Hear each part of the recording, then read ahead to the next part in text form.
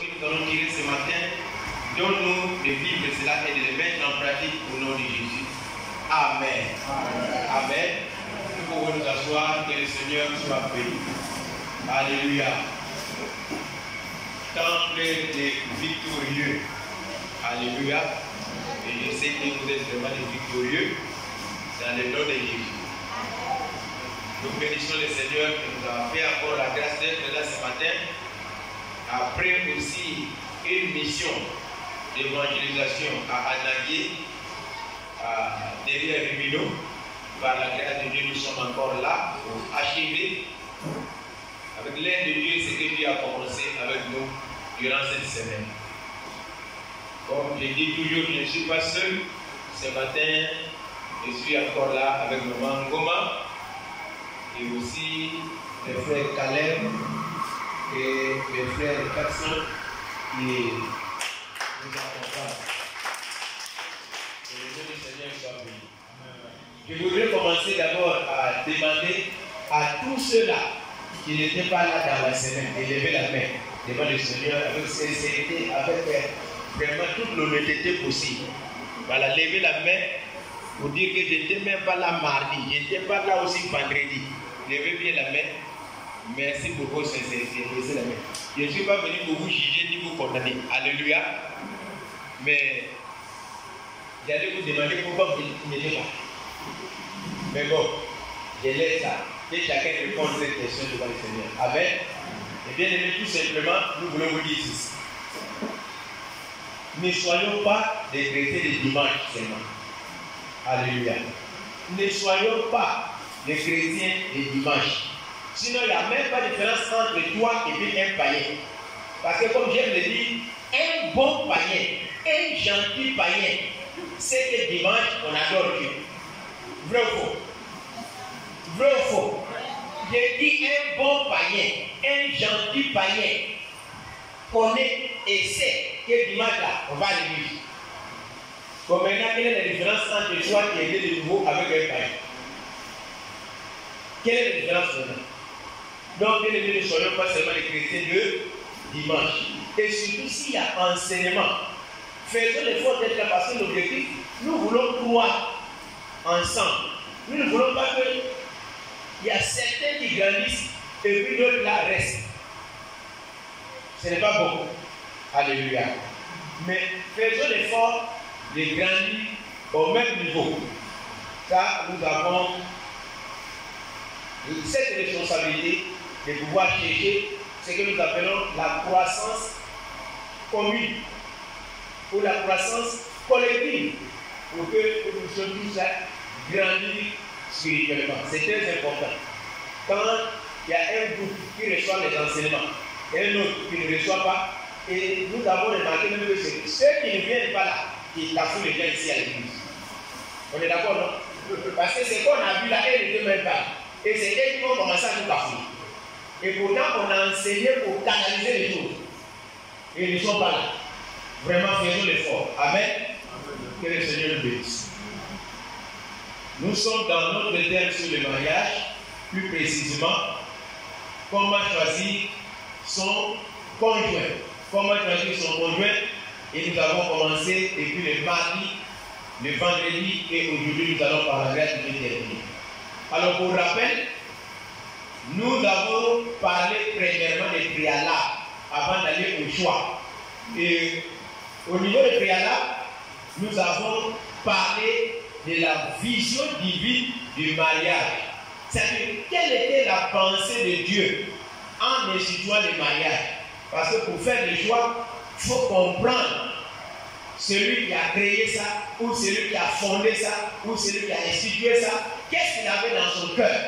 Et pour cela, nous avons lu le livre de Matthieu, le chapitre 19, où Jésus, par la question qu'on lui a posée, on lui a demandé pourquoi Moïse avait-il donné une lettre de divorce, n'est-ce pas? Il a permis aux hommes de donner une lettre de divorce à leurs femmes. Et Jésus a répondu que c'est à cause de l'endurcissement de votre cœur. Mais sinon, au commencement, il n'en était pas ainsi. Au commencement, c'est-à-dire que Jésus a renvoyé la situation au début pour aller voir les modèles bibliques. Qu'est-ce que Dieu a voulu en instituant le mariage? Et nous avons vu là-bas 3 raisons qui ont amené Dieu à instituer le mariage.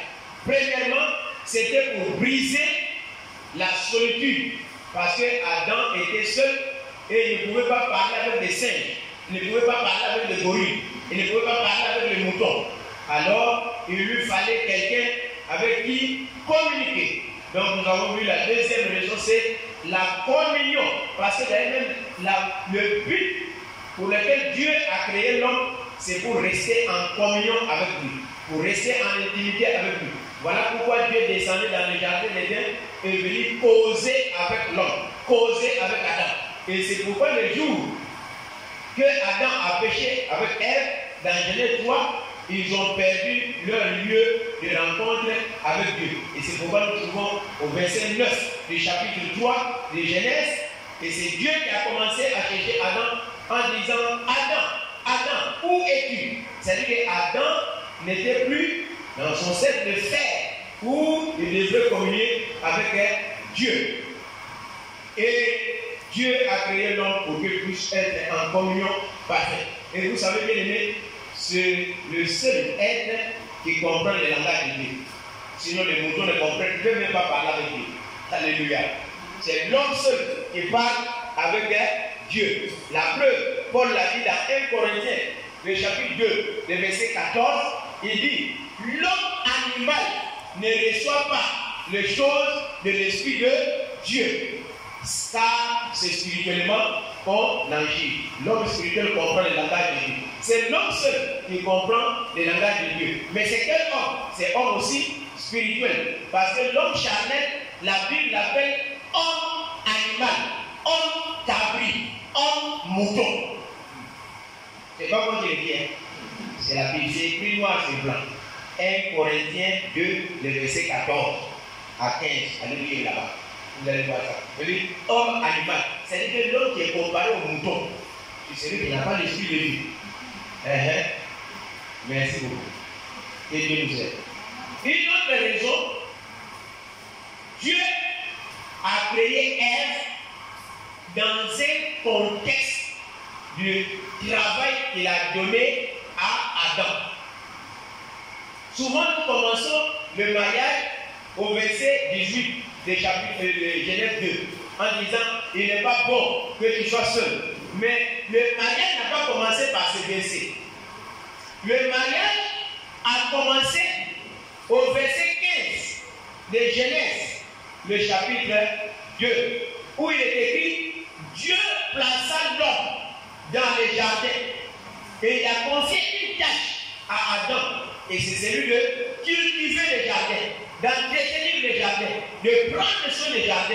Et c'est en fonction de cette tâche, en fonction de cette responsabilité, en fonction de ce ministère, en fonction de cette mission, que Dieu a vu que Adam ne pouvait pas faire ce travail seul. Il lui faut une aide semblable. Et pour ceux qui étaient là dans la semaine, nous avons dit le mot aide. À l'origine, ça signifie partenaire. Partenaire, ça signifie quelqu'un avec qui nous travaillons ensemble pour atteindre un but commun ou un but précis. Alléluia. Donc, bien aimé, quand nous parlons de mariage, il faut savoir que c'est 2 personnes qui sont en train de se mettre ensemble, mais ils ne sont pas là seulement pour rien, mais ils sont là pour atteindre un but, pour atteindre un objectif. Alléluia. Donc, si quelqu'un vient te prendre, vient te dire: ah, vraiment, je veux te marier, il faut lui demander: on va où? On va faire quoi? Quelle mission on va faire? Quel objectif on va atteindre? Vous êtes d'accord de ça? Parce qu'un partenaire, ce n'est pas seulement le fait de mettre ensemble, mais c'est quelqu'un avec qui on travaille pour atteindre une vision, pour atteindre un objectif, pour atteindre un but précis. Alors, voilà pourquoi Dieu a dit qu'il n'est pas bon que Adam soit seul, et il lui a donné une femme à la personne de Ève pour l'aider dans sa tâche, dans sa mission.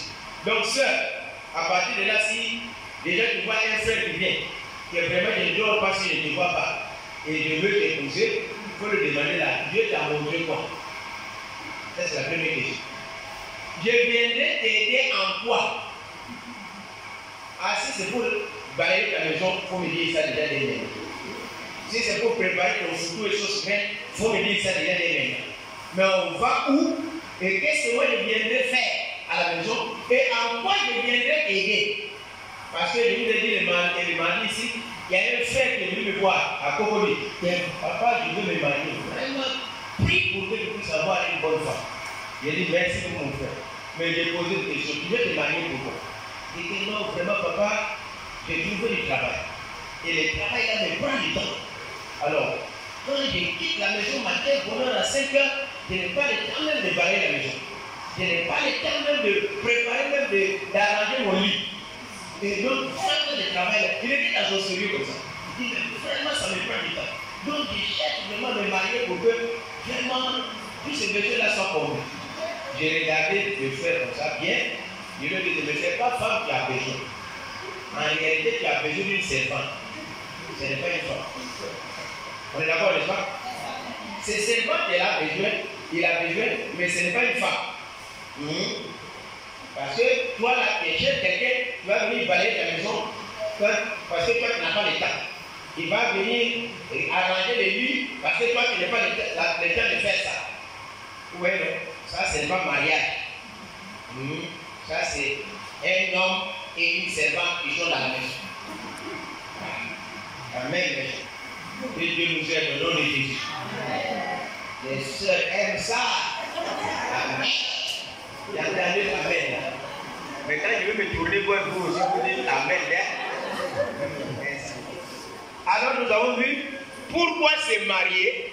Nous avons vu les fausses raisons que les gens prennent pour se marier. Nous avons cité plusieurs fausses raisons. Il y a même d'autres qui pensent qu'il faut se marier pour changer de statut social, n'est-ce pas? Pour que tu puisses avoir des allocations familiales. Ah, il y a d'autres qui disent. En tout cas, nous avons cité plusieurs raisons que je ne vais pas tout reprendre ici. Et nous avons vu les vraies raisons pour lesquelles nous devrons nous marier.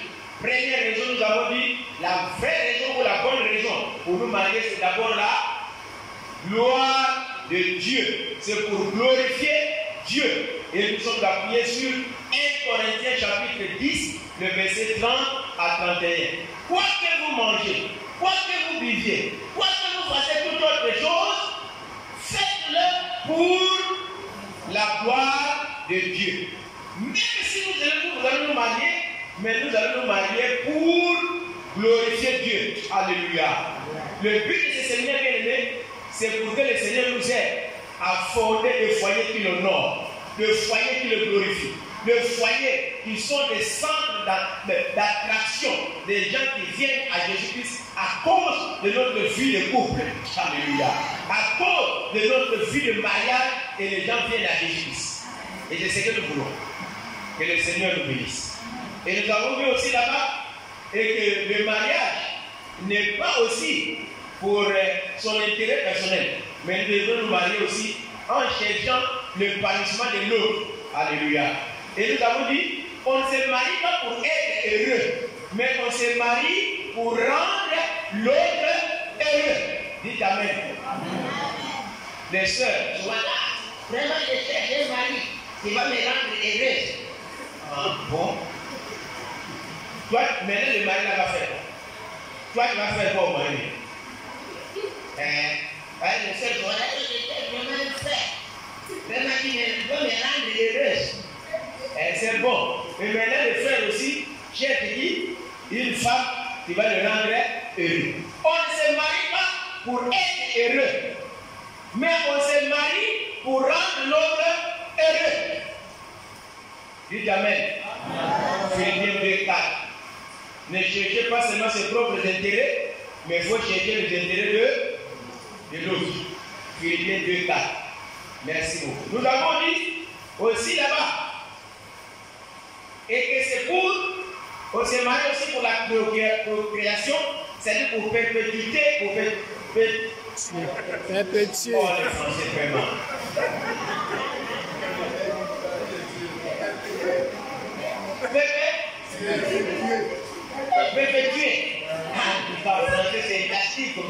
Que Dieu nous aide. Merci beaucoup. La race humaine. Mais nous avons dit, quand Dieu a dit, allez, remplissez la terre, ce n'est pas à Adam seul qu'il a demandé ça. On est d'accord, n'est-ce pas? Sinon, c'est Adam lui seul qui allait nous mettre au monde. À elle seule plutôt, qui allait nous mettre au monde. N'est-ce pas là? Mais c'est un commandement qui a été donné à toute la race humaine pour remplir la terre. Donc, ce n'est pas toi seul qui vas créer une république.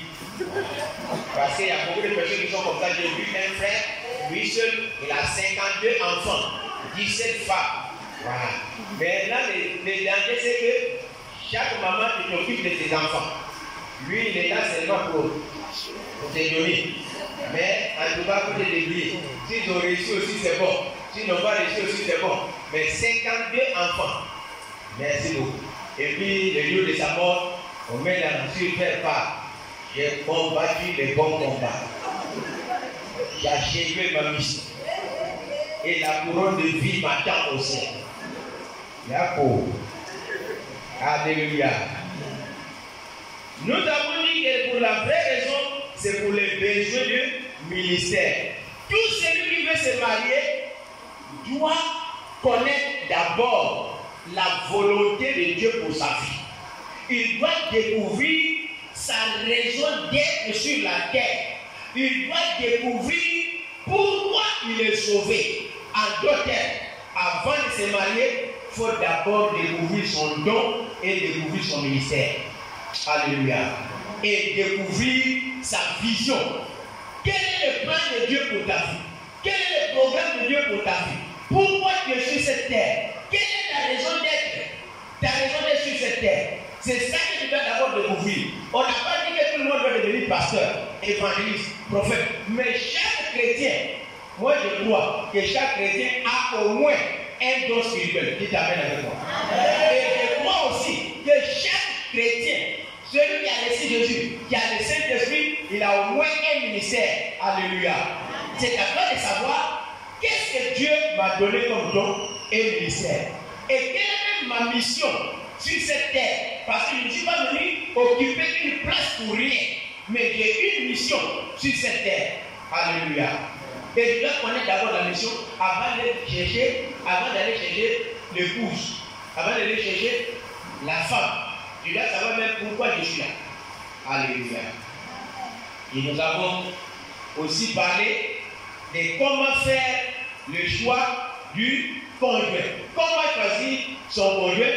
La fois dernière, nous avons vu le vendredi le fausse raison ou le faux critère. Le faux critère de choix du conjoint. Alors, nous avons dit pour le faux critère ou les fausses raisons. Nous avons parlé là-bas qu'il y a des gens qui se marient à cause de quoi? La satisfaction des désirs sexuels. On ne se marie pas parce que tu veux satisfaire tes désirs sexuels, tes désirs charnels. Si c'est comme ça, tu as besoin d'abord de la conversion. Dis Amen avec moi. Tu as besoin de la circoncision du cœur. Et c'est pourquoi même Galates 5, le verset 16 dit: marchez par l'esprit et vous n'accomplirez pas les désirs de la chair. Alléluia. Donc on ne se marie pas pour satisfaire ses désirs sexuels. La femme n'est pas née incident. Alléluia. Pour toi, tu es venu épuiser la satisfaction. Nous avons dit ici, le sexe, c'est le couronnement de l'amour qui jaillit dans un couple.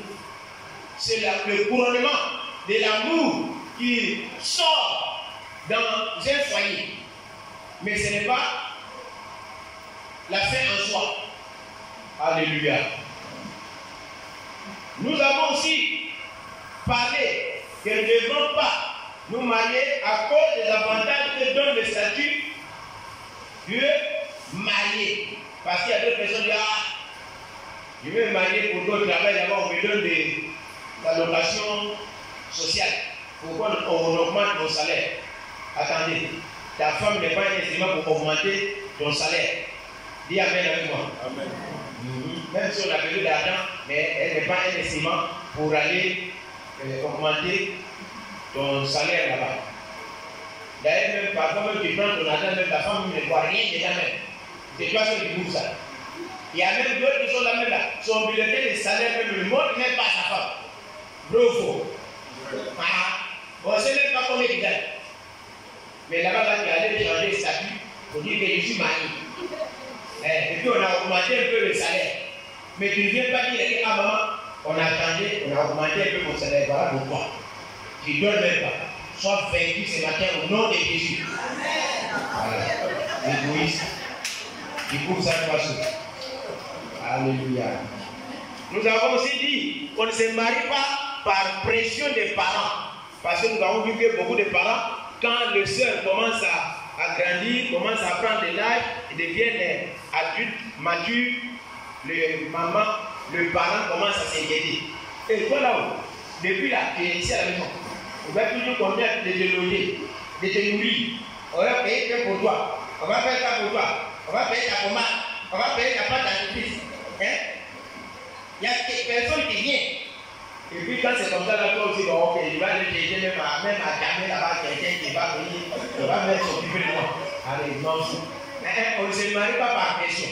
On attend parce que le temps de Dieu est le meilleur. Si maman fait pression sur toi pour dire que le temps de Dieu n'est pas encore arrivé. À Jésus-Christ. Alléluia. Le temps que Dieu a donné là, ça va venir. Ce n'est pas par pression. Toi aussi, quand tu attends, c'est le bon. Ok, comme vous voulez aussi payer mon savon là, regardez. Les lendemains à jamais, voilà.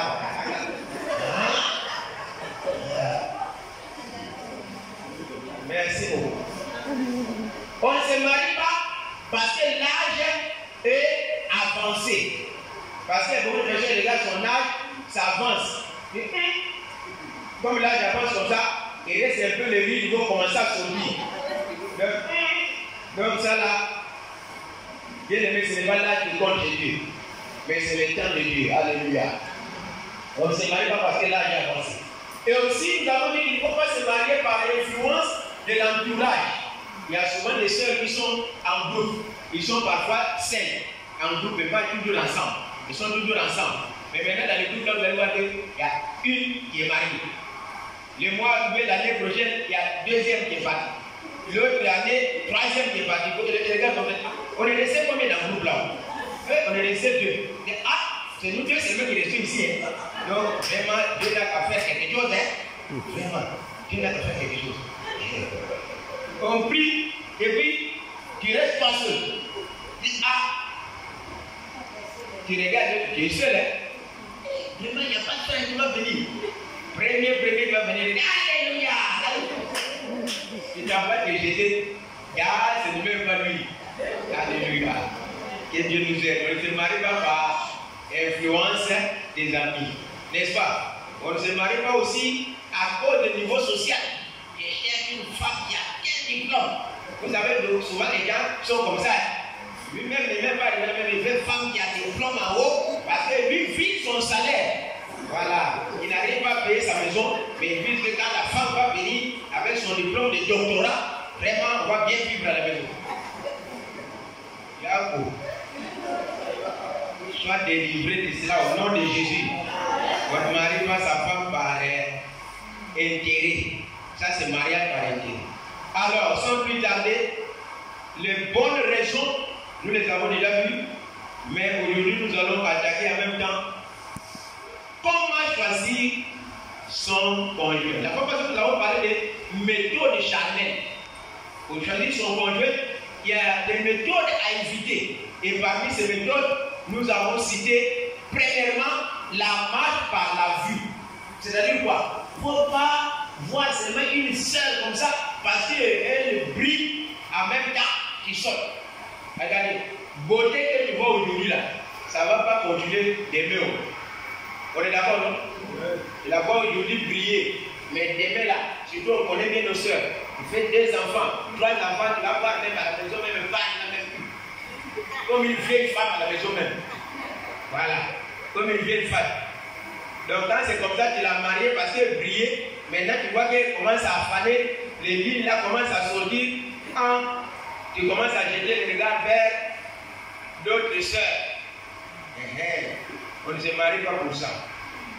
Le choix charnel, motivé par la convoitise, tu vois seulement une sœur, ce qui te passe dans la tête, comment tu veux coucher avec elle. Tu es vaincu déjà d'avance au nom de Jésus. Ça là, c'est faux. Ensuite, on ne se marie pas par la prophétie. Parce qu'il y a beaucoup de mariages par prophétie. Moi, je dis aux gens, il faut faire attention. Parce que ce n'est pas le prophète qui va venir vivre avec toi à la maison. C'est toi qui vas vivre avec ta femme ou avec ton mari à la maison. Le prophète, lui, il est parti dans son église. Et surtout le prophète qui se promène, qui se balade d'église en église là. Il ne tarde pas. Il ne voit pas la vie de péché que toi tu vis. Il ne va pas te dire que tu vis dans l'implicité, mais c'est ton mariage qui le voit. Ah, mon frère, lève-toi. Voilà ta femme là-bas. Au coin. Donc le temps aussi va t'être. Amen. Viens reçois.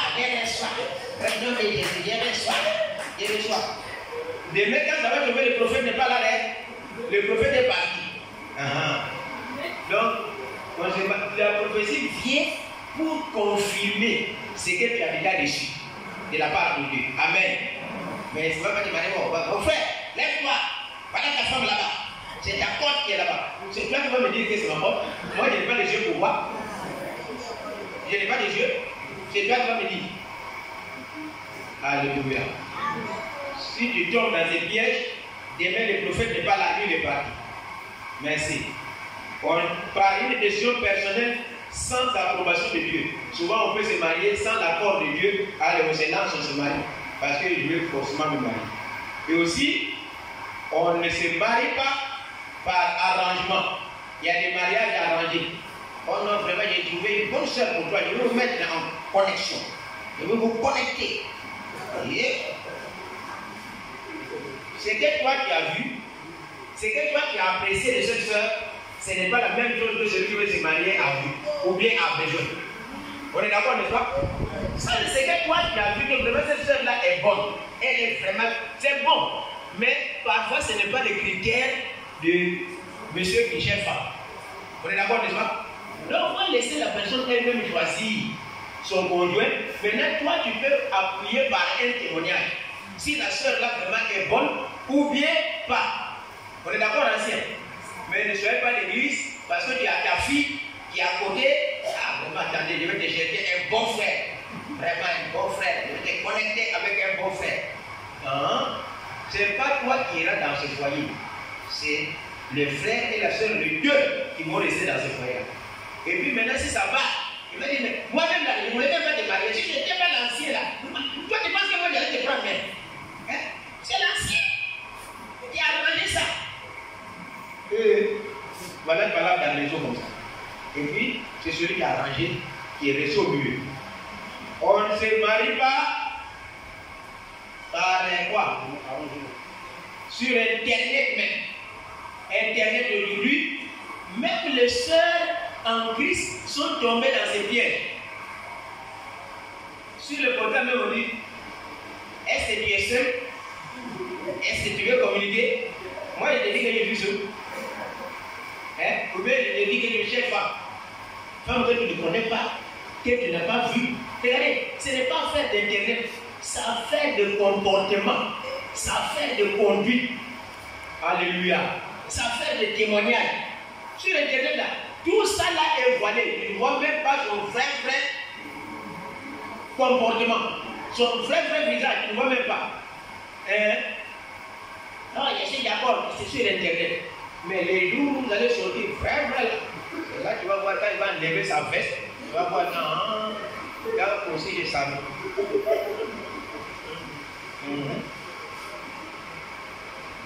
Tu vas aller comme ça là, c'est un vrai escroc. C'est un brouteur. C'est là que tu vas voir. Tu dors comme ça la nuit, lui il sort à 1h du matin. Toi tu dors, hein, il porte ta boule, allez, il sort à 1h du matin. Toi tu restes seul au lit. Ah, c'est ça, c'est lui que tu as vu. Ah, tu restes seul au lit. Lui il s'en va opérer la nuit. Et puis le matin il vient. À 5h. Il vient comme ça, toi tu dors, lui il vient à côté là, il fait semblant comme s'il a dormi là. Il n'a même pas dormi. pas parce que c'est sur Internet que vous êtes vu. Alléluia. Tu ne connais même pas son caractère, tu ne connais même pas son comportement, tu ne connais même pas son témoignage. Quand c'est comme ça, tu n'as même pas le temps de sonder même ses parents, tu ne connais même pas ses parents même. Ouais, tu ne connais même pas ses parents, c'est pas ça ancien. Et tu ne connais même pas ses parents pour aller demander, même ses amis à côté, pour aller faire le sondage, pour savoir que c'est le frère là, comment il est, comment vous le voyez. Tu n'as même pas le temps. Tu vas dire, oui, est-ce que tu as tort? C'est quel jour mariage? Nous on a vu des gens comme ça, ils sont venus comme mariage, on peut. Budget 8 millions, avec limousine, tout ça là. Mais après un mois de divorce, la soeur est restée là. Elle dit, non, on va faire papier. On va faire papier jusqu'à papier là, c'est resté jusqu'au bout. Maintenant la soeur est bloquée parce qu'elle est mariée. Maintenant le monsieur est allé se marier encore là-bas. Maintenant toi tu fais quoi? On l'a marié avec le limousine, budget 8 millions, mais il reste là. Il a son mari, sa femme encore là. Toi tu dis non. Par Internet. Faisons attention au nom de Jésus. Alors aujourd'hui nous allons parler des critères spirituels à suivre pour choisir son conjoint. Nous avons vu les critères charnels à éviter, mais nous allons voir les critères spirituels, n'est-ce pas, à considérer dans le choix du conjoint. Le premier critère spirituel, si tu veux te marier, puisqu'il s'agit des hommes d'abord, qui cherchent femme, n'est-ce pas? Quand on parle de comment choisir son conjoint, d'abord c'est l'homme qui choisit la femme, n'est-ce pas? Mais aussi la femme, toi aussi tu vas tester pour voir celui qui vient, s'il remplit aussi les conditions. On est d'accord, n'est-ce pas? Voilà. Donc c'est le bien côté quand on parle de conjoint. Il est vrai, ce n'est pas la femme qui commence, mais tu peux aussi voir les critères de celui qui vient aussi vers toi. Donc c'est les deux côtés. Premier critère de choix, il faut épouser un enfant de Dieu. Premier critère. Si tu veux te marier là, la première des choses, il faut t'assurer que celui qui vient vers moi là, c'est un enfant de Dieu. Il est né de nouveau. Les soeurs, il faut bien noter. Hein? Merci beaucoup. Il faut bien noter. Parce que si là-bas à la maison, on commence à te gifler, ton joue gonfle, on va venir dire ici que pas il faut prier pour moi. Il n'y a pas fait de prier. C'est toi qui as choisi. C'est toi qui as dit oui. On lui donne encore l'autre lui ici, on va taper ça, ça va gonfler. Ça va gonfler. Donc, premier critère, il faut être sûr que le monsieur qui vient ici là, il est né de. Je ne dis pas qu'il va à l'église. Écoutez-moi bien, je prêche mes mots. Je ne dis pas qu'il va à l'église. Parce que même à l'église, il y a des faux frères. Il y a des infiltrés à l'église. Il y a des gens même qui sont venus uniquement pour. Il a été découragé par Marguerite, Antoinette. Qui allez, maintenant il dit que j'ai appris que si tu te maries à l'église, il n'y a pas de divorce. Comme il a été déçu plusieurs fois là-bas, il dit moi je m'en vais à l'église. Parce que là-bas, si on se marie, il n'y a pas de divorce. Et vous le voyez à l'église, bien assis. Et puis il respecte tout ce que vous dites. Mais il n'est même pas converti. C'est pourquoi Paul dit dans Galate, il y a des faux frères qui se sont infiltrés parmi nous. Il y a des gens comme ça, quand ils viennent là, pendant que vous êtes en train de louer, adorer Dieu, et là, les yeux sont comme ça, ils regardent les filles qui sont là. Qui je vais prendre? Toi tu penses qu'il adore, il n'adore même pas. Il est là, il regarde les soeurs. Laquelle je vais prendre ici? Je vais prendre. Si tu es là ce matin, tu es vaincu au nom de Jésus. Alléluia. Il y a des gens, frères qui sont comme ça. Ils viennent à l'église. Tout ce que vous dites à l'église, là, ça ne les intéresse pas. On va prier, on va faire comme ça, ça ne l'intéresse pas. Dis-moi au frère, ça ne l'intéresse pas. Lui, son problème, il est calé. Il dit, c'est celle-là que je vais prendre. Et puis, je poursuis doucement. Ils ont l'air techniques, hein. Ça peut prendre le temps. Mais doucement. Tout ce que vous dites, oh, j'ai vu, oh, j'ai des nouveaux. Il n'est pas dedans. Alléluia. Genèse 24. J'aime bien le passage. Regardez, si tu veux avoir un problème de modèle de mariage, il faut aller dans Genèse 24. Vous connaissez le mariage d'Isaac avec Rebecca, non? Tous les domaines presque sont là-bas. Regardons Genèse 24, le verset 2 jusqu'à 6. L'intendant de tout ce bien. Mais je te prie, ta main sur ma cuisse, et je te ferai jurer par l'Éternel, le Dieu du ciel et le Dieu de la terre, de ne pas prendre pour mon fils une femme parmi les filles des Cananéens, au milieu desquelles j'habite. Mais écoutez bien le conseil d'Abraham, d'aller dans mon pays et dans ma patrie, prendre une femme pour mon fils Isaac. Alléluia. Il faut aller dans ma famille. La famille spirituelle, c'est quoi? C'est quelle famille? Hein? Quelle est la famille spirituelle? C'est l'église. Mais quand on parle d'église, on ne dit pas seulement FL, mais on dit église corps de Christ. Parce que dans 1 Corinthiens 12, le verset 13, la Bible dit que nous tous qui avons été baptisés, nous avons été plongés dans le corps de Christ par un seul esprit. C'est le Saint-Esprit qui nous a introduits pour former un seul corps. Un corps, c'est ce qu'on appelle le corps de Christ, l'église. Alléluia. 1 Corinthiens 12, le verset 13. Donc, premier critère à considérer, il faut t'assurer que la personne qui vient vers moi, il est né de nouveau. Elle est née de nouveau. Alléluia. Maintenant, peut-être vous allez vous poser la question. Hey, pasteur, ça c'est compliqué ça. Comment savoir que la personne qui vient devant moi est née de nouveau? C'est pas ça? Ah, c'est ça là. Regardez, il y a des signes qui ne trompent pas. Jésus a dit, vous connaîtrez l'arbre par ses fruits. Alléluia. Dans Jean 13, le verset 34 à 35, Jésus dit, à ceci, vous connaîtrez que les gens connaîtront que vous êtes vraiment mes disciples. On peut connaître quelqu'un qui est né de nouveau par des signes. Alléluia. On n'a pas besoin de lunettes. Mais par les signes, on peut découvrir que c'est frère ici qui est né de nouveau. Je ne suis pas là aujourd'hui pour donner un enseignement approprié sur la nouvelle naissance. Sinon, on va rester là. On est d'accord, non? On va sortir à 15 heures. Mais, je vais résumer court. Je vous donne quelques indicateurs. Premier signe de quelqu'un qui est né de nouveau, il a la paix du cœur. Il a la paix dans son cœur. Romains 8, le verset 1, dit nous avons la paix avec Dieu. Alléluia. Nous avons la paix.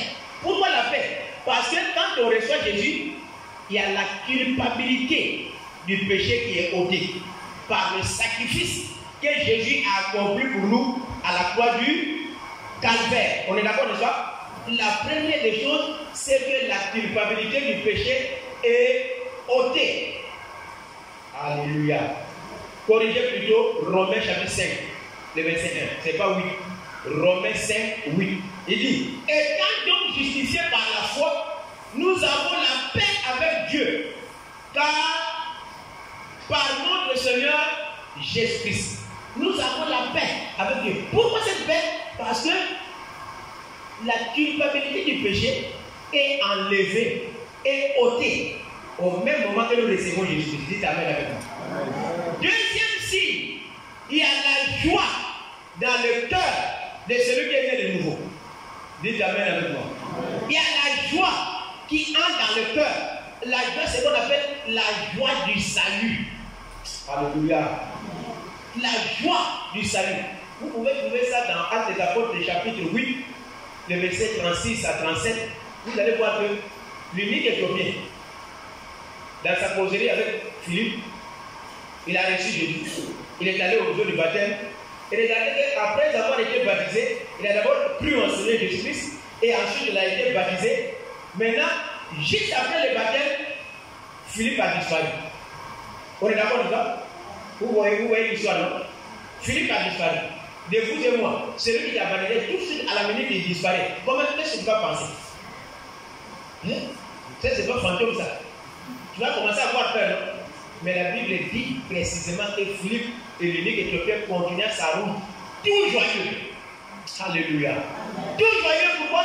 C'est pour avoir rencontré Jésus. C'est pour avoir accepté Jésus. Et le salut qu'il a reçu en Jésus lui communique la joie. Troisième signe, quand quelqu'un est né de nouveau, il y a une transformation dans sa vie et dans son comportement. Dites amen avec moi. 2 Corinthiens 5, 17. Si quelqu'un est en Christ, il devient une nouvelle créature. Les choses anciennes sont passées et voici toutes choses deviennent nouvelles. Ça dit quoi? Il y a une vie passée, mais maintenant il y a une vie nouvelle qui entre dans la vie d'une personne. Alléluia. Ça dit quoi? On va voir son comportement. Il doit avoir un changement dans son comportement. C'est-à-dire que ce qu'il était avant de recevoir Jésus. Et quand il reçoit Jésus, qu'est-ce qui se passe? Son comportement commence à changer. Bien sûr, tout ne va pas changer du coup en un jour. Mais au moins, on saura que cette personne ici, avant, elle était comme ça, mais maintenant elle est devenue comme ça. On est d'accord déjà? Il y aura un changement visible. On va voir, même dans ta famille, même là, on saura même que, avant là, la soeur là, le frère là, il était comme ça, mais maintenant là, il est devenu comme ça. Dans ta propre famille. Mais si tu entends les gens de ta famille te disent, où tu vas? Dimanche, avec ta grosse vie. Oh, je vais à FM. Derrière, FM. Derrière pharmacie. Les païens de ta cour commune te disent, hey, si toi tu vas aller au paradis, c'est que nous tous on va partir. Ça, on a dit quoi? Qu'on est même chose. Et rien n'a changé. C'est-à-dire que tu vas même à l'église passer ton temps pour rien. Sans changement de vie. Sans changement de comportement. Bien aimé, regardez dans la Bible, là, Jean 4. Cette femme était une prostituée professionnelle parce qu'elle gérait 6 garçons. 6. Professionnelle. Elle est partie au puits. Elle a rencontré Jésus-Christ. Quand elle a rencontré Jésus, au retour, cette dame n'est plus encore retournée dans la maison de prostitution. Alléluia. Elle n'est plus retournée dans la maison de prostitution. Elle a changé de direction. Elle est allée dans toute la ville pour aller annoncer Jésus. Venez, oh, venez, venez voir l'homme qui a dit de ce que j'étais, ce qui était dans ma vie. Est-ce que ce n'est pas le Messie qu'on attendait depuis? Alléluia. Il y a un changement. En allant au puits, elle était une prostituée professionnelle. Mais après la rencontre avec Jésus, cette femme retourne comme évangéliste international. Alléluia. Il y a un changement de comportement. Mais aujourd'hui, nous voyons dans les églises, les gens disent non, ils ont reçu Jésus, ils ont reçu le Saint-Esprit, ils ont reçu Dieu. Il n'y a pas de changement. Pourquoi il n'y a pas de changement? Si Jésus ne peut pas te changer, qui doit te changer? C'est ta maman, c'est ton oncle qui va te changer. Alléluia.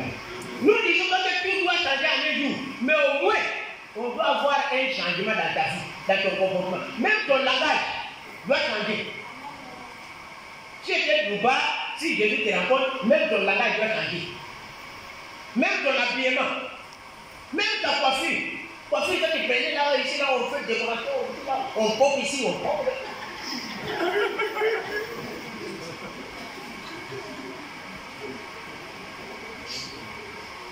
Merci. Quand quelqu'un est né de nouveau, il abandonne les idoles. Dites amen avec moi. Il y a des choses à abandonner. 1 Corinthiens chapitre 1, plutôt 1 Thessaloniciens chapitre 1. 1 Thessaloniciens chapitre 1, le verset 9 à 10. Je vais aller vite.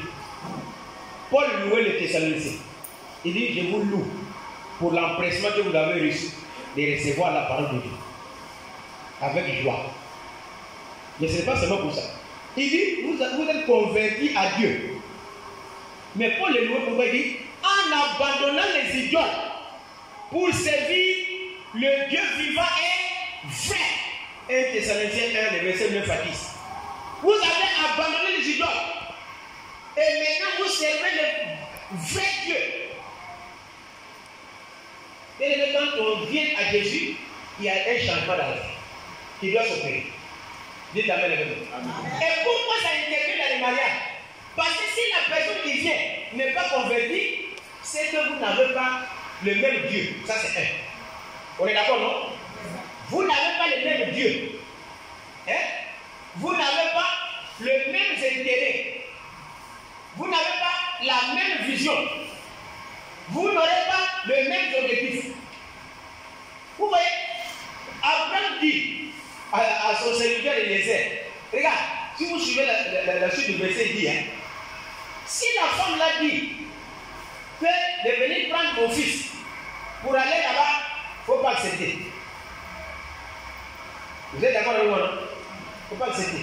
Bah, regardez, si tu épouses une païenne, il faut savoir que je dirais même que c'est toi qui vas les convertir, mais soit c'est toi qui vas partir là. Tu es à ton côté. Vrai ou faux? C'est toi qui vas partir là-bas. Parce que quand tu vas dire là-dedans l'église, d'accord, aujourd'hui je suis fatigué. Dimanche matin, je suis fatigué. Il faut aller toi seul. Et le journée ici. Dimanche. Et quand elle va à l'église, comme vous êtes des chrétiens le dimanche, elle ne vient même pas à l'église. Il faut partir toi seul. Yako. Quand il commence à entendre comme ça. Ou bien même dans la maison, c'est le dimanche, mais il va te dire, il faut préparer le foutou, je vais manger le foutou à midi, plus sauce grecque. Dimanche. Quand il commence à entendre comme ça, Yako. La nuit, vous voulez prier. On va faire, ah, moi je suis fatigué, je vais pas quoi. Il ne faut pas prier. C'est le fumée qui commence à sortir de la maison. Alléluia. Matin, on va prier, non, vraiment, il y a sommeil. Sommeil, il a de prendre. Yako. Alléluia. La nouvelle naissance. Nous devons, il y a beaucoup de critères, je laisse ça parce que je n'ai pas un enseignement sur la nouvelle naissance. Mais je veux simplement que tu te rassures que la personne qui vient vers toi, elle est née de. C'est un bon frère en Christ. On est d'accord, n'est-ce pas? Le mariage doit se faire dans le Seigneur. Paul l'a dit dans 1 Corinthiens 7, le verset 39. 1 Corinthiens 7, le verset 39. Paul parlait de vœux. Il dit si le mari meurt, la veuve peut se remarier si elle veut. 1 Corinthiens 7, le verset 39. La veuve peut se remarier. Mais elle a ajouté une condition. Au verset 39, il dit que ça soit dans le Seigneur. Ouais. C'est-à-dire que la veuve peut se remarier, mais à condition que ça soit dans le Seigneur. Quand nous disons dans le Seigneur, ça ne signifie pas que la femme doit quitter seulement à un père Fala, ou à un père de plateau, ou bien un père de Bourg. On est d'accord? Elle peut quitter dans une autre communauté. Mais il faut t'assurer que c'est un frère qui a donné sa vie à Jésus. Jean 1, 12. À tous ceux qui l'ont reçu, à tous ceux qui croient à son nom, et la parole de Dieu, qui est le nom de Jésus-Christ, a donné le pouvoir de devenir enfant de Dieu. On n'est pas enfant de Dieu, mais on le devient. On le devient comment? En se repentant, en invitant Jésus dans sa vie comme son sauveur et son Seigneur personnel. Et c'est alors que Dieu fera de toi son enfant. Beaucoup viennent à l'église, mais n'ont jamais reçu Jésus dans leur vie. Mais ils viennent à l'église, ils peuvent dire, mais ils n'ont pas reçu Jésus dans leur vie. Si tu es là ce matin, l'occasion est donnée pour donner la vie à Jésus-Christ. Alléluia. Alléluia. Jean 3, 3, 5, la Bible dit, si un homme est né d'eau et d'esprit, il ne peut pas voir le royaume de Dieu. Il ne peut pas aussi entrer dans le royaume de Dieu. Jean 3, 3, 5. Deuxième critère, la consécration totale à Dieu. Pour faire le choix de ta conjointe ou de ton conjoint, il faut voir son niveau de consécration. En d'autres termes, quelle place Dieu occupe dans sa vie? Alléluia. Quelle place Dieu occupe dans sa vie?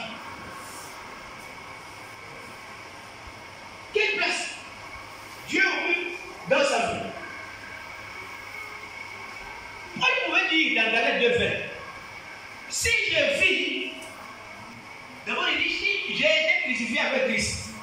Si je vis, ce n'est plus moi qui vis, mais c'est Christ qui vit sa vie en moi. Alléluia. C'est Christ qui vit maintenant sa vie en moi. Un chrétien consacré, c'est un chrétien qui vit pour Dieu. Notez ça. Alléluia. C'est un chrétien qui vit pour Dieu. Un chrétien consacré, c'est un chrétien qui reconnaît que ce que je suis et ce que j'ai appartient à qui? À Dieu. Alléluia.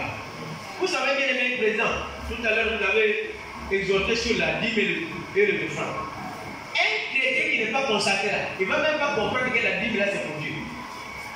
Il va penser que c'est pour lui. Parce que c'est lui-même qui a étudié, il est parti au Canada pour aller étudier, il a souffert. Et puis il a gagné le travail. Avec son diplôme. Puis quand il dit non, vous venez donner un dixième ici. C'est toi qui m'as donné ça.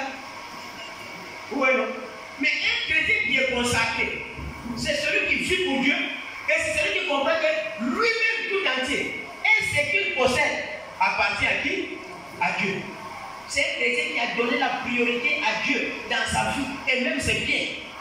Vous savez, le monsieur, quand Jésus entrait à Jérusalem, tu veux bien, le monsieur a payé son anneau. On est d'accord, non? On prêche souvent sur ça. Le monsieur a payé son anneau. Et puis Jésus vient entrer à Jérusalem, il demande à deux disciples d'aller devant. Et puis, arriver là-bas, de prendre l'anneau pour venir avec. Si le propriétaire vous demande, si vous posez la question pour le répondre, qui a besoin de ça? Répondez-moi, qui a besoin de ça? Le Seigneur. Le Seigneur. Vous voyez, le Seigneur en a besoin. Il n'a pas dit le sauveur. Mais il est. Je ne sais pas si vous comprenez. Il n'a pas dit le sauveur en a besoin. Il n'a même pas dit que le Messie en a besoin. Il dit, il faut dire au monsieur que le Seigneur en a besoin. Et quand ils sont partis, exactement, les choses sont passées de la même manière. Et qu'est-ce qui s'est passé? Les gens sont allés de délier son anneau, le monsieur sort. Et vous là, il y a quoi? Qu'est-ce qui se passe? Qu'est-ce que tu as fait mon anneau? J'ai payé ça, il y a quoi? Que non, on est venu parce que le Seigneur dit qu'il a besoin de ça. Tu veux l'histoire? Hein? Est-ce que le monsieur a décidé? Est-ce qu'ils sont opposés? Est-ce qu'il a dit que bon, il faut aller lui dire que anneau là, j'ai payé sa chair. Il faut lui dire. Vous pouvez même dire de nous aujourd'hui, il faut aller appeler même votre patron qui vous a envoyé. C'est pénible, on va parler de cette affaire. Mais regardez, le monsieur dit, sans décider, prenez papier. Comment il a libéré son anneau? C'est parce que le monsieur connaissait ce que c'est Seigneur. Seigneur, ça signifie celui qui règne et celui qui domine en moi. Alléluia. Le mot Seigneur signifie celui qui a le droit de propriété sur moi, à qui j'appartiens. Alléluia. C'est un chrétien consacré, c'est un chrétien qui a abandonné toute sa vie entre les mains du Seigneur. Ce n'est pas un chrétien qui un pied dedans, un pied dehors. C'est ce que moi j'appelle les chrétiens à panique, les chrétiens vampires. Pourquoi? À panique, il a des ailes, en même temps il a des poils. Si on les prend, en considérant les ailes, si on les balance du côté des oiseaux, on peut dire, ah, voilà votre frère qui vient là-bas, parce qu'il a des ailes. S'il arrive là-bas, il le soulève, on dit, ah, c'est vrai, il a des ailes. Mais en bas là, on voit les poils. Donc, ce n'est pas des genoux ici. Il faut l'envoyer où il y a des rats. On les balance les rats. Les rats les prennent. Ils soulèvent. Ah, c'est vrai, il y a des poils, mais il y a des ailes. Donc, il faut le retourner là-bas. Mais dans nos églises, il y a des chrétiens à Paris. Tu le vois à l'église, il est là aujourd'hui, là, il transpire, il danse. Le même, le soir là, à couper, à décaler, à couper, à décaler. Même chrétien, qui a transpiré à l'église. Que Dieu nous délivre au nom de Jésus. Même chrétien, le même soir, il est dans ma vie, surtout ici à Libourg. Vous allez vous garder votre oreille. Mais c'est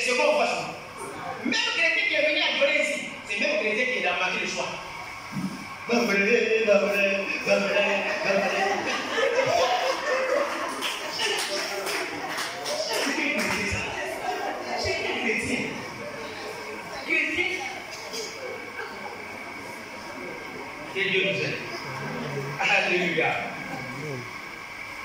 Troisième critère, il faut avoir les mêmes intérêts, le même dévouement et si possible, le même appel. Je vais préciser. C'est important d'avoir le même intérêt, le même dévouement, la même vision et même si possible le même appel. Alléluia. C'est très important, bien aimé. Si nous lisons Romains 8, le verset 5 à 6. Romains 8, le verset 5 à 6 dit quoi? Ceux qui vivent selon la chair s'affectionnent aux choses de la chair. Mais ceux qui vivent selon l'esprit s'affectionnent aux choses de l'esprit. Ça signifie quoi? Si le frère qui vient n'est pas converti, ou la soeur qui vient n'est pas convertie, vous n'aurez pas la même vision et les mêmes objectifs. Vous n'aurez pas les mêmes centres d'intérêt. Alléluia. Vous n'allez pas regarder sur la même direction. Parce que lui, il va voir le côté charnel. Mais l'autre voit le côté spirituel. Donc c'est opposé. C'est opposé. Toi, tu vois les choses de Dieu. Toi, tu vois Christ et son royaume. Toi, tu vois la gloire de Dieu. Mais lui, il voit. De l'autre côté. Vous voyez, il y a des gens qui se la mettent ici. À l'église. Si on doit faire 4 heures de temps, et s'inquiète, commence à regarder la montre. Oh, pasteur, depuis là, il n'a pas encore fini. Il y a l'église. C'est comme ça qu'on détecte les chrétiens parfois. Et puis les païens. Mais si tu le prends, tu la vois, vous connaissez l'émission Tempo. Mais l'émission Tempo. Elle dit, quand il est. C'est vrai. Bléou qui a animé ça. Mais la particularité, c'est quoi? Les gens sont arrêtés là-bas, il n'y a pas de chaise. Je ne sais pas si vous l'avez remarqué.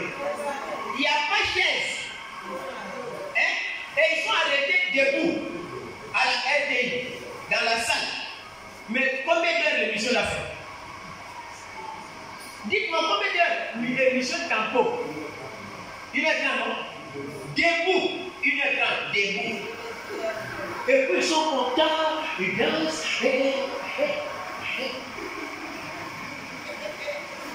Mais dis à un chrétien qui vient ici, reste debout pendant 1h30. Il faut le prendre là-bas, il faut l'envoyer ici. Et puis, on va laisser ici 1h30 debout. Si demain tu dis alors il va bien faire la force. Vous voyez, non? Ça signifie quoi? Nous n'avons pas le même centre d'intérêt. Nous n'avons pas la même vision. Nous n'avons pas les mêmes objectifs. Ma soeur, celui qui vient, tu dois t'assurer qu'on va regarder la même direction. Amos 3:3. Deux personnes peuvent-ils marcher ensemble sans en être convenus? Non. Il faut s'asseoir pour être convenu. Amos 3:3. Pour être convenu, on va où? On prend la route ici. Si moi je vous mets dans ma voiture, et puis on dit, oh, ok, allons dans Abidjan, on se promène, oh, nous pouvons, on quitte, nous pouvons, va Marcouri, 13 villes, nous pouvons, va Evido, Pont-Louis, on quitte Bassa, Bonnois. Je pense que tu vas me demander quand même en route, parce que, on va où? C'est pas ça. On va terminer la course là où? Même si tu es dans la voiture, mais quand même tu vas demander, on va comme ça là, on va s'arrêter où? On est d'accord, non? Bien aimé, si tu épouses quelqu'un qui n'est pas totalement, entièrement à Dieu, vous n'aurez pas la même vision. Ou quand tu dis que je vais à la prière, lui, il ne voit même pas l'importance de la prière. Oh non, je viens à l'église, il y a tel programme. Pour les reste là. Ouais, c'est fini comme ça. Ta vie est terminée comme ça. Que Dieu nous aide au nom de Jésus. Quatrième critère, il faut vérifier la stabilité spirituelle et sociale. Vérifie la stabilité spirituelle et sociale avant de te marier. La personne qui vient là, est-ce qu'elle est stable spirituellement? Elle est stable. Est-ce que la personne est stable spirituellement? Est-ce que la personne est stable socialement? Je ne dis pas qu'il doit avoir un compte à la banque qui est avoué. Non, ce n'est pas de ça qu'il s'agit. Mais il faut chercher d'abord côté spirituel, est-ce qu'il est assis spirituellement? Colossiens 2, le verset 6 à 7. Il dit quoi? Et maintenant que vous avez reçu Jésus, marqué en lui, étant enraciné et fondé dans la foi. Alléluia. Étant enraciné et fondé dans la foi. Il faut avoir une foi solide, une foi irréprochable. Pourquoi? Parce que dans le mariage, tu vas supporter ton poids et le poids de ta femme. On est d'accord? On est d'accord avec ça? Si toi-même tu n'es pas stable, comment tu vas supporter la foi de deuxième personne qui vient? Toi-même tu n'arrives pas à te prendre en charge. Et puis tu appelles une deuxième personne. Il dit, viens m'accompagner. Regarde, chez nous il y a un adage de dit, si celui qui t'a attrapé au cou, tu n'arrives pas à enlever sa main, il ne faut pas injurier la deuxième personne qui passe. On est d'accord? On est d'accord? C'est quoi? Il y a quelqu'un qui t'a attrapé, il t'a mis en bas, il a cogné ton cou, il était en train de lutter pour sortir. Hé, laisse-moi, laisse-moi, laisse-moi. Et pourtant il a bloqué ton cou. Hein? Maintenant, je vais terminer d'abord avec celui qui t'a attrapé. Tu vois un qui passe là-bas. Imbécile. Regarde-moi sa tête là. Yeah. Enfin. Hein? Dieu t'a frappé. Dieu t'a botté.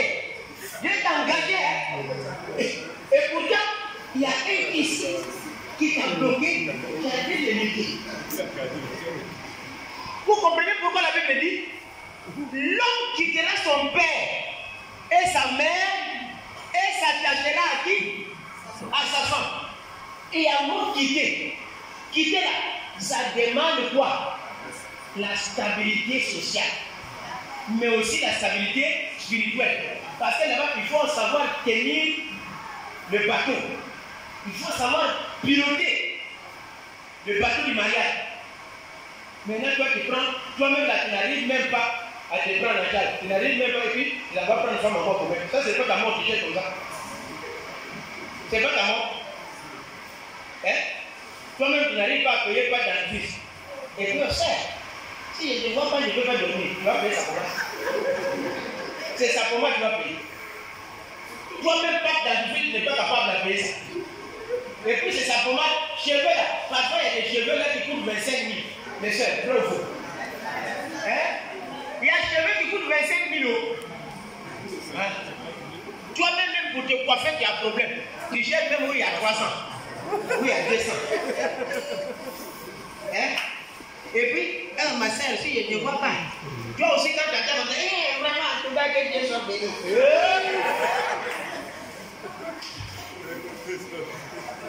Méfie-toi.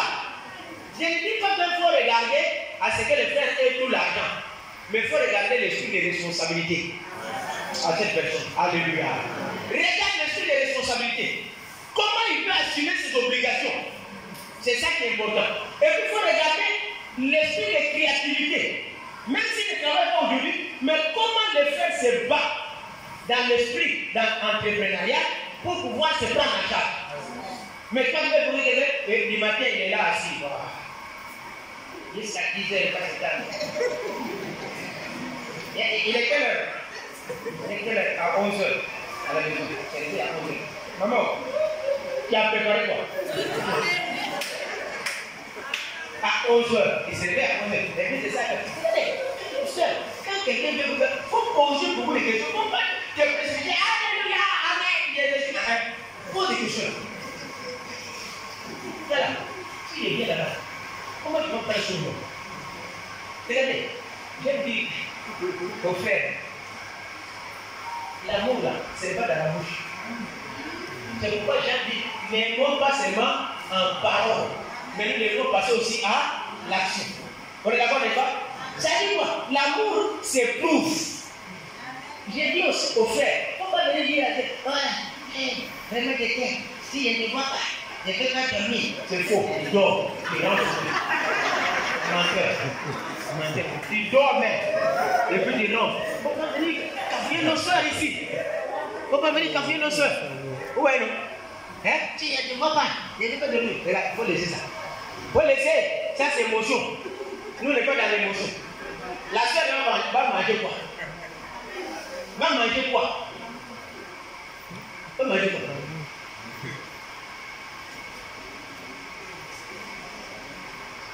L'amour se prouve. Quand tu dis que tu aimes quelqu'un, il faut prouver ça par des actions concrètes. Alléluia. Tu ne peux pas payer sa pommade. Tu ne peux pas payer ses cheveux. Tu ne peux pas payer son habit. Et puis, c'est ça là. Ah, viens, vraiment, tu vas avoir les temps ensemble. Oh. Et Dieu nous aide. La stabilité spirituelle, pourquoi? Parce que la vie chrétienne est parsemée de difficultés. Il y a des épreuves, il y a des difficultés, il y a des persécutions, n'est-ce pas? Mais il faut avoir une foi qui va te supporter toi-même et qui va supporter aussi ta femme. Encore plus si les enfants viennent s'ajouter. Ouais.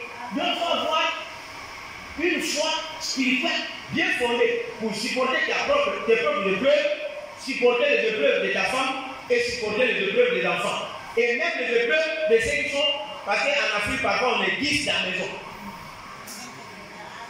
Si tu n'as pas une foi solide, tu vas faire AVC.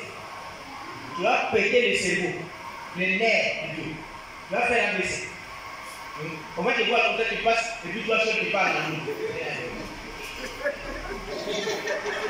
Toi seul, tu parles à nous. Et la personne on regarde, il parle avec qui? Il parle seul. Pourquoi? Parce qu'il y a beaucoup de problèmes dans la tête. Et il n'a dit pas de l'église. Or, la Bible dit par la 1 verset 17, déchargez-vous de tous vos soucis sur Jésus-Christ. Et puis, frère et soeur, mais comme tu n'es pas assis spirituellement, tu ne sais pas te reposer sur Jésus-Christ. Tu portes tout le fardeau toi seul. Que le Seigneur nous aide. Il faut la stabilité spirituelle. À la maison, quand tu seras à la maison, c'est toi qui vas montrer les chemins de la prière. C'est toi qui vas montrer les chemins de l'église. C'est toi qui vas encourager les membres de ta famille. C'est pourquoi la Bible dit, et dans Acte 16, 31, crois au Seigneur Jésus, tu seras sauvé, toi et ta famille. Alléluia. Acte 16, le verset 31. Crois au Seigneur Jésus-Christ pour être sauvé, pas toi seul, mais toi et ta famille. Ensuite, je vais terminer par là. Étape. Et notre critère, il faut regarder la générosité. Un cœur généreux. La sœur vers qui tu vas, tu dois avoir un cœur généreux. Un cœur plein de bonté. Un cœur plein de libéralité. Ça, c'est très très important. Si nous regardons, nous prenons dans Genèse 24. Si vous regardez le verset 10, parce que le serviteur de Dieu avait des chameaux, n'est-ce pas? Il avait des chameaux. Mais au verset 14 de Genèse 24, il dit, quelle est la jeune fille à laquelle je dirais, penche ta cruche, je te prie pour que je boive, et qui répondra, bois, et je donnerai aussi à boire à tes chameaux, soit celle que tu as destinée à mon serviteur Isaac. Et par là, je connaîtrai que tu uses de bonté envers mon serviteur. Oui, il a donné un critère que si je vais là-bas, il faut que je trouve une sœur qui est gentille. Alléluia. Plein de bonté, plein d'amour, qui a un cœur généreux. Oui, il a donné même critère de l'amour. Il y a des femmes qui le marient à la maison là, des amis filles. Ah oui, il y en a. Tu Tu es marié, tes amis ne viennent plus, c'est fini. Pourquoi? Son mari était bien, c'était notre ami, mais depuis que la femme là est venue, c'est fini. Ils viennent plus. Les parents même l'ont fui. Ils viennent même plus là.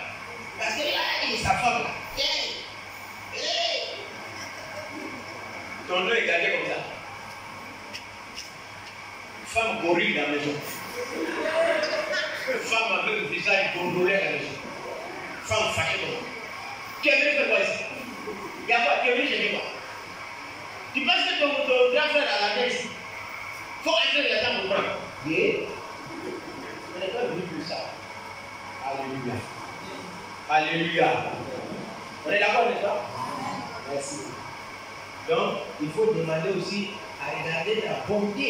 C'est pourquoi la Bible dit, j'aime bien le frère, il faut lire souvent, je vous donne un débat pour comprendre les critères, Proverbe 31 plutôt, Proverbe 31, les versets 10 à 31. Si vous voulez compléter les critères, des choix, allez-y prendre ça. Proverbe 31, le verset 10 jusqu'à 31, où il y a la femme vertueuse. Alléluia. Mais une femme qui vient, jusqu'à elle vole même ton argent dans la poche même. Elle vole même ton argent. Et oui, l'argent que j'ai laissé ici, c'est déjà parti. Si tu as oublié l'argent dans la poche d'habit que tu as porté au moment de laver comme ça, c'est déjà parti. Eh madame, j'ai oublié l'argent dans la poche. Eh, c'est moi qui ai vu ça. J'ai vu. Tu m'as montré, tu m'as dit que tu as laissé l'argent. L'argent qui était dans la poche, tu as oublié. Il va te montrer ça. C'est déjà parti. Alléluia. Tu as femme à la maison. Elle construit une maison au village avec pour ses parents. Elle ne te dit même pas. Il y a des femmes aussi comme ça.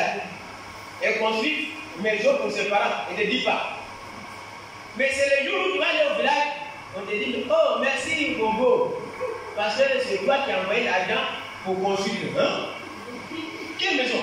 Regarde ça là. Toi-même tu n'es pas au courant. Alléluia. Que le Seigneur nous aide. Je termine, c'est un enseignement que je vous ai dit. Et on va aller. On va être comme les gens des temples qui sont présents, rétrécis. Ils ne veulent pas rester beaucoup de temps. Alors, je vous donne simplement les phases du mariage, ou les étapes du mariage. Il y a 7 étapes dans le mariage.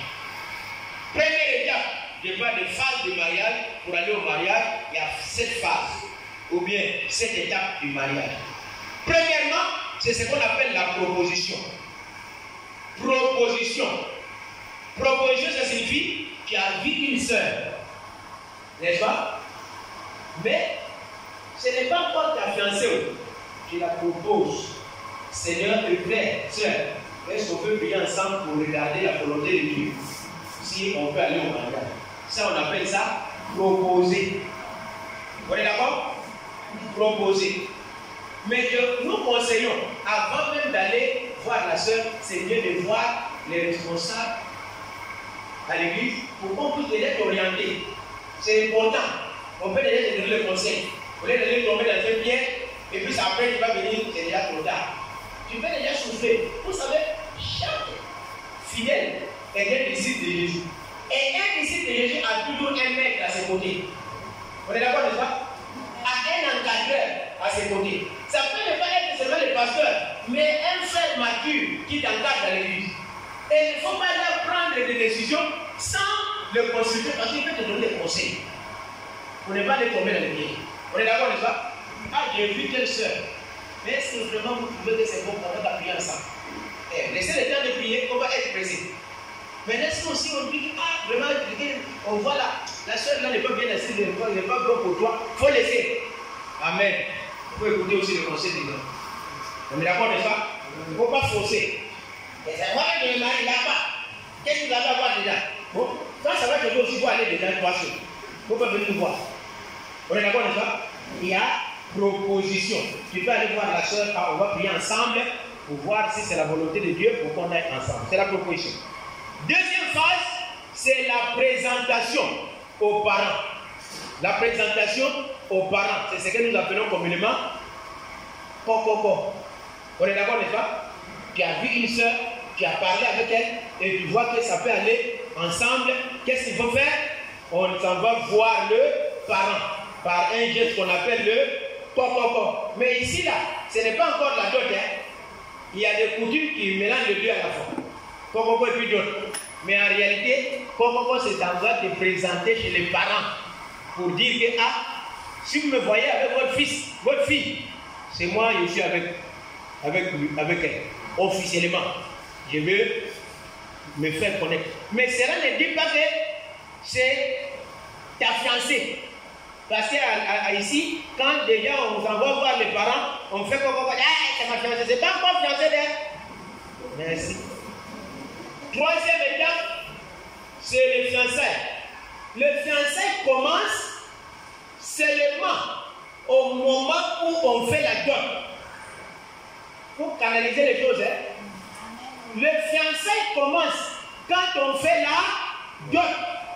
Quand on a informé à l'église, il y a un comité matrimonial, ils sont informés et tu es parti prendre la liste là-bas des dots, tu es venu. Et le jour de la dot, il faut que l'église envoie un émissaire, un témoin qui va aller vérifier que vraiment les parents ont eu ce qu'ils ont demandé.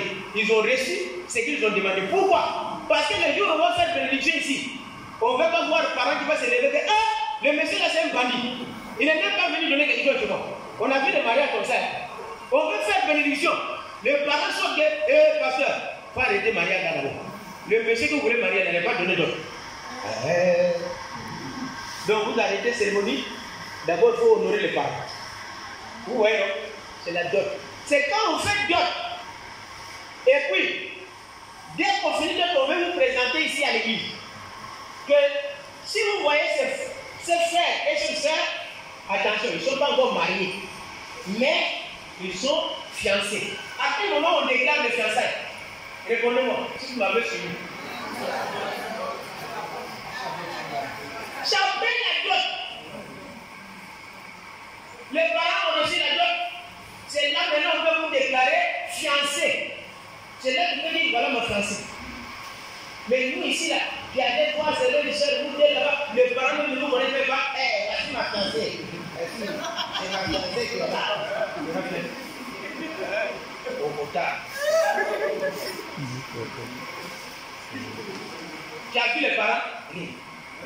Tu as donné, tu fais de rien. Eh, c'est ma fiancée. Corrigez ça de maintenant. Corrigez ça. On parle de fiançailles, c'est seulement si les parents ont reçu la dot.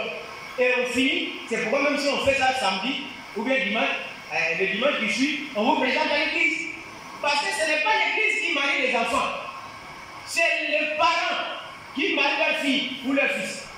On est d'accord, non? C'est les parents qui donnent leur enfant en mariage. À l'église ici, là, on ne fait qu'approuver. C'est une bénédiction. Quelle de version sur eux. On est d'accord? Ce n'est pas l'église qui marie les gens. On va prendre les gens parce que vous êtes mes fidèles ici. Toi et toi, vous allez vous marier. Venez ici. Allez, vous êtes mariés femmes. Les parents n'ont rien dedans. C'est faux. Même si tes parents sont morts, on va aller chercher la lignée là pour voir qui reste là-bas pour venir les représenter. Alléluia. Hein? Même si Mephibosheth là, on va chercher un membre là-bas. Mephibosheth est sorti, hein? On cherchait quelqu'un dans le milieu de David. Et puis on a trouvé Mephibosheth et ses choses. Merci, pasteur. Donc, fiançailles, c'est quand tu as fait la dot et puis on vient à l'église. Et après, pour la quatrième phase, c'est à la mairie. Mariage civil. Mariage civil ici, c'est pour aller honorer les autorités civiles et administratives. Là, on va à la mairie. Dans la loi ivoirienne, c'est la mairie qui marie les gens. C'est la mairie qui marie les gens. Donc, si vous partez à la mairie, c'est pour aller honorer et c'est pour aller signer des contrats de mariage. Vous savez que, sœur, si tu vois un frère te promène avec toi pendant 5 ans, 10 ans, vous êtes ensemble, il ne t'amène pas à la mairie, il faut dire non, il n'est pas sûr, il n'est pas clair. Il n'est pas clair. Parce qu'il faut signer un contrat qui nous lie. Et le contrat qui nous lie, c'est quoi? C'est la mairie. C'est la mairie, le contrat de mariage. C'est à la mairie que ça se signe. Voilà. Pour montrer que tu es sérieux. Toi, tu as pris notre soeur 8 ans. Tu es toujours là. On va voir. On va voir. Tu n'as pas encore l'argent. Bon, tu n'as pas encore l'argent. Pourquoi tu as pris notre soeur? Tu n'as pas l'argent. Pourquoi tu as pris notre soeur pour te promener avec elle? Il faut la laisser d'abord chez les parents. Parce que tu n'es pas prêt. Et puis, il faut aussi le soeur. On prend comme là, on dit ah non. Sans contrat. Regarde, si on t'engage dans une entreprise, il n'y a pas de contrat, c'est que c'est pas sérieux. Parce qu'un bon matin, on va dire, faut pas dire, l'offre. C'est pourquoi dans les entreprises, il y a contrat à durée déterminée. Et puis il y a contrat à durée indéterminée. C'est pour dire quoi? Qu'on est en train de signer un engagement entre nous deux. Et l'engagement de mariage, ça se signe où? À la mairie. Voilà. Pour montrer que tu es sérieux. 5e étape, c'est la bénédiction à l'église. L'église ne marie pas les femmes, les gens. Mais l'église, il fait quoi? Bénédiction. L'église bénit. C'est-à-dire, l'église met son cachet de la part de Dieu. Nous approuvons et nous mettons le cachet. Et nous appelons la bénédiction de Dieu sur ces foyers. 6. Maintenant commence ce qu'on appelle la vie conjugale. La vie conjugale, la vie de couple, la vie de foyer. Commence par là. C'est pourquoi nous avons dit que ce thème est subdivisé en 2 parties. La première partie, c'est à côté du choix jusqu'aux étapes. Mais maintenant, la deuxième partie, ce sera ceux qui sont mariés maintenant dans la vie des foyers. Là. Comment vivre dedans? Parce que là-bas aussi, il faut étudier. Qu'est-ce qui se passe dedans? Les responsabilités de l'homme, les responsabilités de la femme, il y a beaucoup de choses qu'on va étudier là-bas. C'est pourquoi je demande à président, combien de mois vous prenez pour former les mariés? Les mariés? Avant de se marier, combien de mois? Il n'y a pas de mois. Bon. C'est-à-dire que même s'il dit 1 mois là, il se marie en même temps. Ah. Vous voyez où se trouve le problème, hein?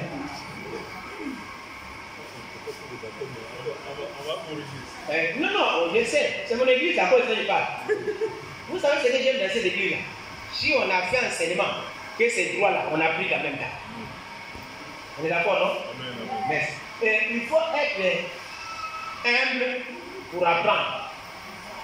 On est d'accord, n'est-ce pas? Il faut être humble pour apprendre. Mais si tu dis que je connais tout, on ne peut plus rien faire pour toi. Mais on apprend et on améliore. Papa, formation de couple là, au mariage, 6 mois, bien. 6. Chez nous là-bas, nous on travaille avec les méthodistes. Mais vous savez, il y a des églises que nous critiquons. Parfois ils ont des bonnes choses qu'on peut copier. Vous savez, pourquoi je disais la fois ici que selon les statistiques de la justice en Côte d'Ivoire, 60% des divorces proviennent des églises évangéliques. Vous savez pourquoi? Une des raisons, c'est qu'il n'y a pas aussi de formation. Donc on a vu. Nous faisons l'onction de mariage est versé au ramasser. On ramasse. Sans préparer les gens à ce qui les attend déjà. Ils doivent savoir qu'est-ce qui se passe. Sans le préparer. Ils devaient dire, maman ne savait même pas que c'était comme ça. Si ils savaient, ils ne pouvaient pas me marier. Il n'y a pas de formation. Papa, 6 mois. Si possible, on va vous donner même les documents. Ou même les thèmes. Nous, là, chez nous, le prophète de ce mari-là, il y a 18 leçons. 18 leçons à prendre en 6 mois avant de te marier. C'est-à-dire que vous venez chez nous là-bas vendredi, il y a comité d'éducation familiale. Chaque vendredi, ceux qui veulent se marier et ceux qui aspirent au mariage, tout le monde, il y a formation vendredi pour ça. 18 leçons pendant 6 mois. Tout, budget familial, comment on fait budget familial, le caractère, comment reconnaître donné la psychologie de la femme et de l'homme. Tout ça là, on apprend là-bas. Comment la femme agit, comment l'homme agit. Si tu ne connais pas, il y a café dans le foyer. Pendant que toi tu es pressé, maman est en train d'aller vérifier là-bas comment fermer gaz, comment fermer vitre, comment fermer fenêtre, tout ça là. Il faut savoir comment la femme agit. Comment la femme agit et comment l'homme agit. C'est très important. Et on va travailler ensemble avec le comité. On va voir comment aider les gens. L'objectif c'est quoi? Ce n'est pas qu'on est méchant. L'objectif c'est de fonder des foyers qui honorent Dieu. Des foyers qui glorifient Dieu. Quand les gens vous voient comme ça, ils ont l'impression de venir à l'église, c'est marier à l'église, parce que le mariage donne le goût et ça donne envie de se marier en Jésus-Christ. C'est ça qu'on veut. Mais parfois on se marie ici. J'ai vu une pancarte au plateau. Oh, notre église est la plus bénie de Côte d'Ivoire. J'ai demandé, bénie en quoi? Et non, parce que là-bas il y a mariage chaque samedi. Et à cause de ça, c'est béni. Parce qu'il y a mariage chaque samedi, là-bas, ça c'est bénédiction. Mariage qui dure combien de jours? Mariage qui dure combien de jours? Sans formation. Les jeunes se marient, vous les mettez en danger. Les jeunes se marient sans rien comprendre du mariage. Sans comprendre ce qui les attend dedans. C'est comme vous les jetez dans une fosse au lion. Vous les jetez au feu. Allez-y souffrir là-bas. Mais quand devez vous venir, ah, papa, vas-y, le matin, ne va pas faire mon frère le maison. Va prier. Ça là, moi j'appelle ça prière des sapeurs-pompiers. Et heureusement que vous êtes à côté des sapeurs-pompiers.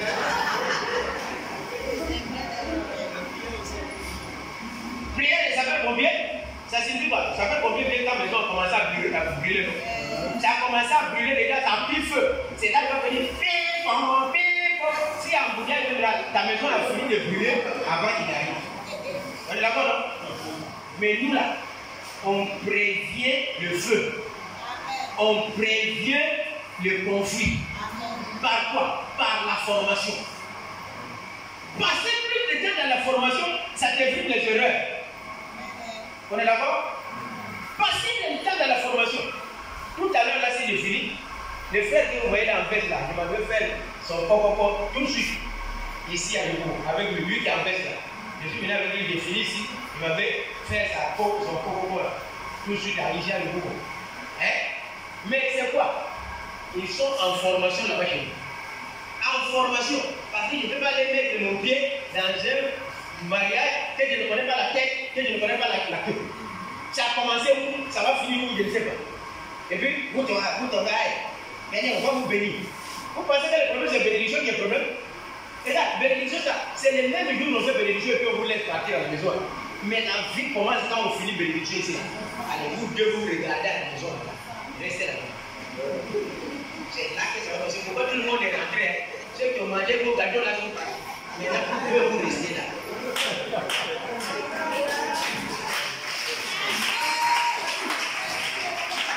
Vous pouvez vous rester là. Vous regardez matin, midi, soir.